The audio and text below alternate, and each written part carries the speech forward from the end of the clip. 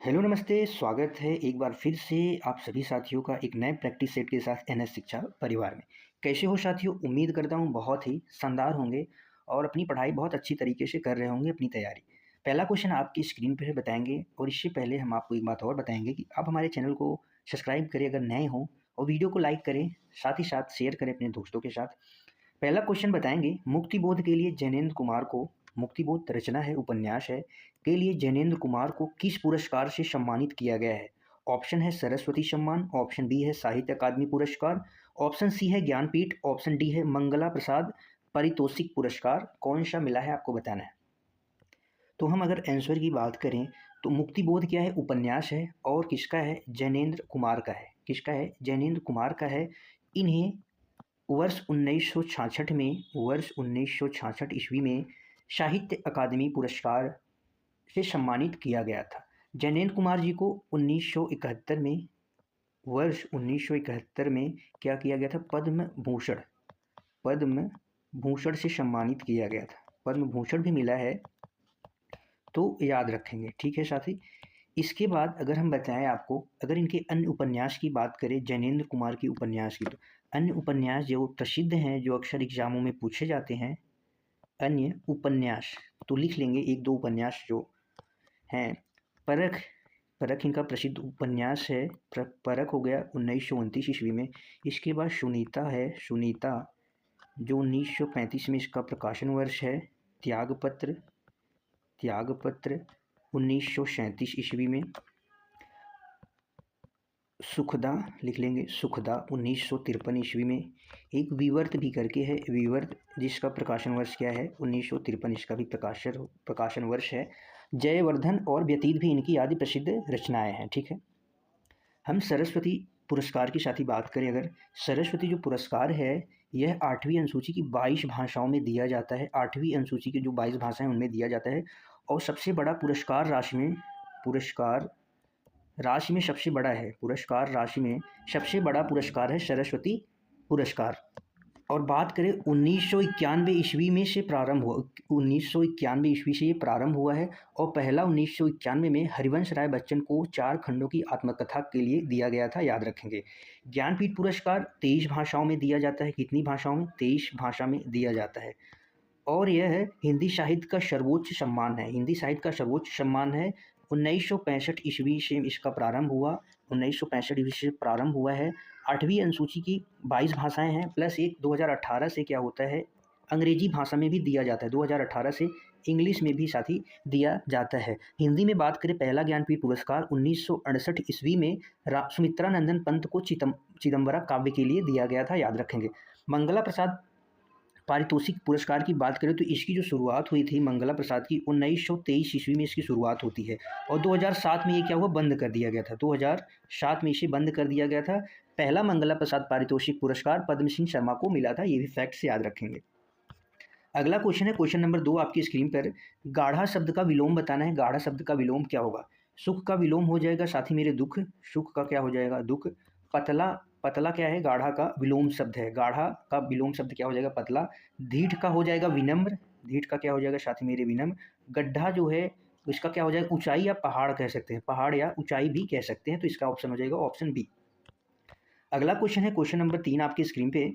लाल पीला होना मुहावरे का सही अर्थ क्या है? लाल पीला पीला होना मुहावरे का सही अर्थ क्या है? ऑप्शन ए है बिल्कुल बदल जाना, ऑप्शन बी है लाल और पीला रंग डालना, ऑप्शन डी अत्यधिक घमंड करना, ऑप्शन देखेंगे बहुत क्रोधित करना, बहुत क्रोधित करना। तो बताएंगे क्या होगा? लाल पीला होना का मतलब बहुत क्रोधित करना या होना, बहुत क्रोधित होना क्या हो जाएगा? इसका सही आंसर हो जाएगा। अगला क्वेश्चन है, क्वेश्चन नंबर 5। झूठा सच की लेखक कौन है? मैथिली शरण गुप्त, विष्णु प्रभाकर, कबीरदास जी, यशपाल जी, बताएंगे। झूठा सच रचना की साथ ही हम बात करें तो ये क्या है? एक उपन्यास है। झूठा सच ये क्या है? उपन्यास है जो किसका है? यशपाल जी का है। किसका है? यशपाल जी का। ये 2 खंड या 2 भाग में प्रकाशित है, 2 भाग में इसका प्रकाशन हुआ है। पहला भाग वर्ष 1958 ईस्वी में हुआ था। पहला भाग जो है 1958 ईस्वी में वतन और देश नाम से, किसे? और वतन और देश नाम से इसका प्रकाशन वर्ष पहला हुआ था, पहला प्रकाशन। और दूसरा प्रकाशन की बात करें तो 1960 ईस्वी में हुआ था। 1960 ईस्वी में देश का भविष्य नाम से, देश का भविष्य, देश का भविष्य नाम से 1960 ईस्वी में दूसरा प्रकाशन हुआ था। यशपाल जी के अन्य अन्य उपन्यास की हम अगर बात करें साथी, तो जिसमें दादा कामरेड, दादा प्रसिद्ध उपन्यास है दादा कामरेड, प्रकाशन वर्ष है 1941 में। इसके बाद आता है दिव्या 1945, दिव्या 1945 प्रकाशन वर्ष है। पार्टी कामरेड 1946 में, 1946 में प्रकाशन वर्ष है। मेरी तेरी उसकी बात प्रसिद्ध रचना है 1974 ईस्वी में है। ठीक है। विष्णु प्रभाकर जी का प्रसिद्ध उपन्यास है अर्धनारीश्वर, अर्धनारीश्वर, अर्धनारीश्वर इनका प्रसिद्ध उपन्यास है, याद रखेंगे। ठीक है साथी। अगला क्वेश्चन बताएंगे, क्वेश्चन नंबर 5 है आपकी स्क्रीन पर, क्या होगा इसका आंसर।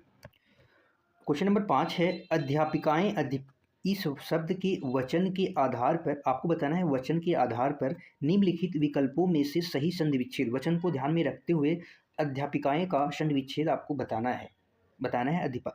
अब आप इसका आंसर बताएंगे, इसका आंसर है ऑप्शन बी, जो अध्यापिका है ये एक बहुवचन है, स्त्रीलिंग शब्द है जिसका बहुवचन बनाते समय ए का प्रयोग होता है, तो यह हो जाएगा अध्यापिकाएं, अध्यापिकाएं हो जाएगा बहुवचन रूप। अगला क्वेश्चन नंबर 6 है, उपमा अलंकार में उप का अर्थ क्या होता है, ऊपर, बादल, समीप या तौलना। बताएंगे साथी, उपमा अलंकार में उप का क्या अर्थ होता है। अगर उपमा अलंकार में हम उप के अर्थ की बात करें साथी, तो उप का अर्थ होता है समीप, उप का क्या अर्थ होता है समीप। और जबकि यहाँ पे जो माँ है, माँ का अर्थ होता है यहाँ पे माँ का अर्थ होता है तौलना, तौलना। यहाँ पे माँ का अर्थ क्या है, यहाँ पे तौलना है, माँ का अर्थ यहाँ पे तौलना है। तो अगर शाब्दिक उपमा अलंकार के शाब्दिक अर्थ की बात करें, जो शाब्दिक अर्थ होता है उपमा अलंकार का शाब्दिक अर्थ, शाब्दिक अर्थ हो जाएगा समानता या तुलना, समानता या तुलना। तो हमारा आंसर क्या हो जाएगा, समीप। उप का अर्थ होता है समीप, उप का क्या अर्थ होता है, समीप।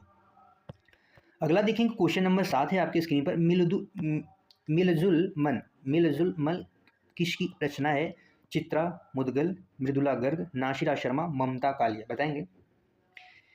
मिलजुल मन ये क्या है साथी, एक उपन्यास है और 2013 में इसे साहित्य अकादमी पुरस्कार से सम्मानित किया गया था। साहित्य अकादमी पुरस्कार से क्या किया गया था, सम्मानित किया गया था। साहित्य अकादमी पुरस्कार है, इसके रचनाकार है मृदुला गर्ग, जिसकी रचनाकार है मृदुला गर्ग, इसके रचनाकार है। 2013 में साहित्य अकादमी पुरस्कार मिला था। अगला क्वेश्चन बताएंगे, क्वेश्चन नंबर 8 है, जिंदगी नामा के लेखक कौन है, कालिदास, फैकी आजमी, केदारनाथ सिंह, कृष्णा सोवती। बताएंगे साथी। जिंदगी नामा के लिए 1980 ईस्वी में, वर्ष 1980 में साहित्य अकादमी पुरस्कार से सम्मानित किया गया, साहित्य अकादमी पुरस्कार से क्या किया गया, सम्मानित किया गया था। और ये किसकी रचना है, कृष्णा सोवती की रचना है। किसकी रचना है, कृष्णा सोवती की रचना है। कृष्णा सोवती जी को 2017 में ज्ञानपीठ पुरस्कार से भी सम्मानित किया गया है। किसे, ज्ञानपीठ पुरस्कार, 2017 में ज्ञानपीठ पुरस्कार से भी सम्मानित किया गया है और संपूर्ण साहित्य के लिए मिला है इनको, संपूर्ण साहित्य के लिए यह पुरस्कार इनको दिया गया था। संपूर्ण साहित्य के लिए ज्ञानपीठ पुरस्कार दिया जाता है 1984 ईस्वी में से। सन 1984 से यह पुरस्कार संपूर्ण साहित्य के लिए दिया जाता है। यह पुरस्कार संपूर्ण साहित्य के लिए दिया जाता है। ज्ञानपीठ पुरस्कार 1984 से संपूर्ण साहित्य के लिए दिया जाने लगा है, याद रखेंगे। अगला क्वेश्चन बताएंगे, क्वेश्चन नंबर 9 है आपकी स्क्रीन में, मनुष्य जीवन में ब्रह्मचर्य, गृहस्थ, वानप्रस्थ के अलावा एक आश्रम और भी है, वह कौन सा आश्रम है, मोक्ष है, दंड है, क्षत्रिय है, संन्यास है। बताएंगे क्वेश्चन नंबर 9 का क्या आंसर होगा। हम बात करें साथी धर्मशास्त्रों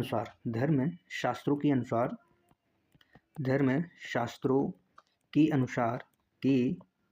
अनुसार मनुष्य के जीवन में 4 आश्रम है। कितने आश्रम, मनुष्य के जीवन में धर्मशास्त्र के अनुसार 4 आश्रम है, जिसमें आपको ब्रह्मचर्य और गृहस्थ, वानप्रस्थ के बाद साथी जो चौथा क्या होता है, संन्यास। जो चौथा होता है क्या, संन्यास का अस्तित्व स्वीकार किया गया। धर्मशास्त्र के अनुसार 4 आश्रम, ब्रह्मचर्य, गृहस्थ, वानप्रस्थ और संन्यास का अस्तित्व स्वीकार किया गया, तो चौथा क्या हो जाएगा, संन्यास। ऑप्शन डी राइट आंसर हो जाएगा।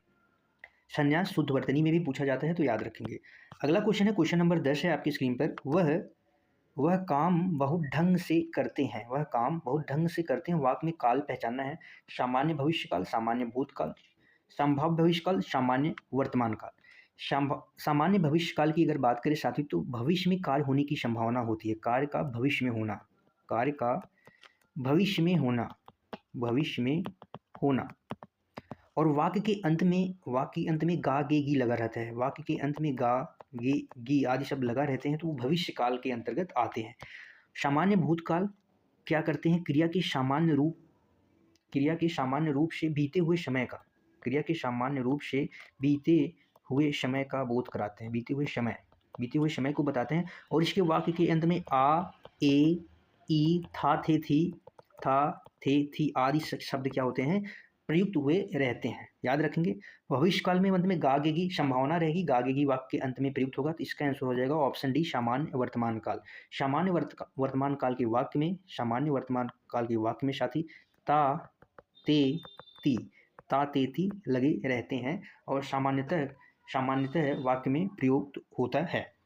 तो इसका आंसर हो जाएगा ऑप्शन डी, वह काम बहुत ढंग से करते हैं। तो सामान्य वर्तमान काल का उदाहरण है, याद रखेंगे। आज के लिए बस इतना ही बताएंगे। साथी क्लास कैसी लगी? क्लास पसंद आई हो तो क्लास को शेयर जरूर करें अपने दोस्तों के साथ, और बताएंगे क्लास कैसी लगी, और अपना स्कोर भी बताएंगे कि आपका स्कोर क्या है, जो अच्छे क्वेश्चनों में से रहेगा। और इसके साथ में मिलते हैं कल की अगली शानदार जानदार क्लास में। थैंक यू सो मच, खुश रहिए, मस्त रहिए। मिलते हैं कल की क्लास में। जय हिंद।